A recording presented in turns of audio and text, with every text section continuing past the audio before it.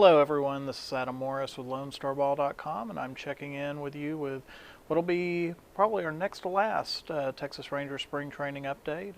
Recording this on April 1, and on April 6th the season kicks off, and it's about time. I'm pretty much bored with spring training right now, as probably most baseball fans are. We're ready for real baseball to start. So, it's been a quiet spring for the Rangers. There hadn't been a whole lot of drama, hadn't been a whole lot of jobs up for grabs. It's been relatively injury-free, so, it hadn't been a lot of real exciting or upsetting stories out there to deal with.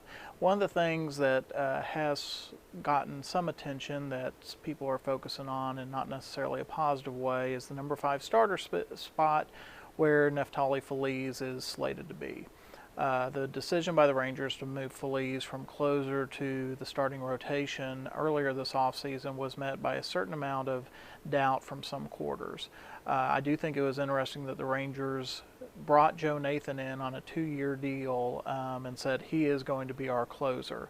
This is the Rangers' way of metaphorically burning the boats behind them so that they had no choice but to go forward with Feliz as a starter. It's their way of saying, it doesn't matter yet Mike Adams or Alexi Ogando are out there, guys who have not closed before in the past but possibly could.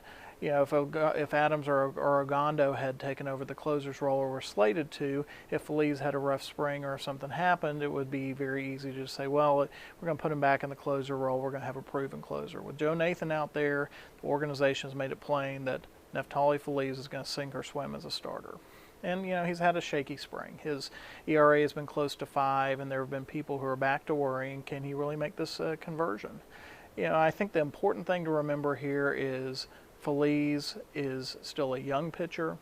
Feliz came up in the minors as a starter, but he got moved to the bullpen in 2009 because it was apparent that A, the Rangers were going to need some help in the bullpen at some point soon, and B, he looked like he was somebody who was going to be ready to contribute right away in a bullpen role versus still being a couple of years out if he was going to be a starter.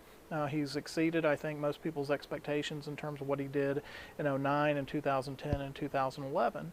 And the safe thing for the organization to do would have been just to say, hey, let's leave him in the closer's role. He's had success at it. If it's not broke, don't try to fix it. And I think Feliz probably would have been happy at that as well.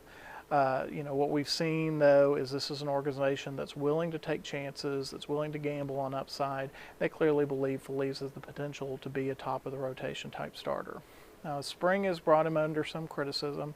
Steve Busby has just apparently criticized him some on the broadcast last night over a perceived lack of desire, a lack of working properly, preparing the way he needs to in order to be a starter, a lack of taking things seriously. And, it's not the first time that there have been some suggestions that maybe Feliz's want or desire isn't quite as high as you would like for it to be. Getting back to last year when he came into spring training and he said, well, if I'm a starter, great, but really I'd just as soon stay in the closer role. The Rangers clearly don't want to give him that option to be able to have that fallback for him. I think part of the reason bringing Nathan in was also to challenge Feliz and let him know, you better come to camp prepared to be a starter because you're not going to have that bullpen role to go back to. I think that it's going to be important for Rangers fans to show some patience here with a competing team, with the Angels who have made the significant upgrades, who look like they're going to be more of a threat in the past couple of years. If Feliz gets off to a slow start, I'm sure there's going to be cries from both the fans and the media, we can't do this. Let's put Scott Feldman back in the rotation. He's a proven 17-game winner. Let's put Alexi Ogando back in there.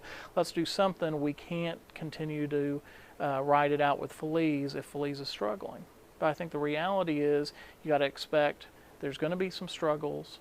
There's going to be some bumps in the road.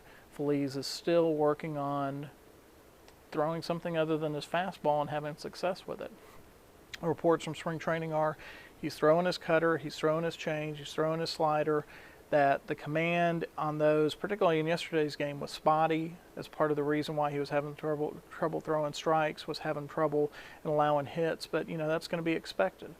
And I think that it's going to be important for Rangers fans to let's just ride this out, because the potential reward with Feliz is you've got somebody who you think can start 2 games in a 7-game series for you if you get to the playoffs, if Feliz matches what we believe his potential is to be. If this doesn't work out, You can always move Feliz back to the bullpen next year if you just decide, you know what, the starter thing it's not going to work for him. He doesn't have the ability. But I think that it's real important for Rangers fans. We need to show some patience with Feliz. He's the number 5 starter. Number 5 starters usually aren't great anyway. He's going to be the 5th starter. He's going to be somebody who's going to be getting his feet wet, going to be doing some on-the-job training in terms of being a starter. But let's bear with him, because I think the potential upside with him is higher than just about anybody on the staff other than probably you, Darvish. In any case, that's what we've got today with our Texas Rangers spring training update. For more news, commentary, discussion of the Texas Rangers, be sure to check out lonestarball.com. Be sure to keep checking back to our YouTube channel for more of these video updates.